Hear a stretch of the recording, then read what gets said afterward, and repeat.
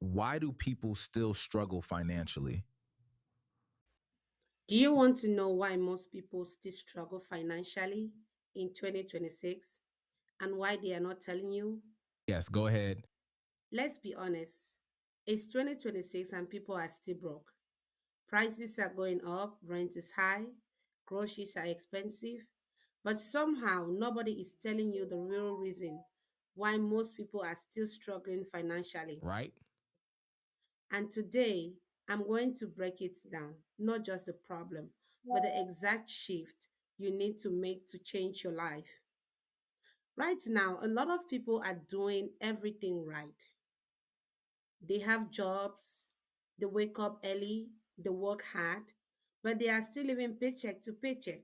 Why? Because the system was designed for survival, not wealth. You trade time for money. Your income is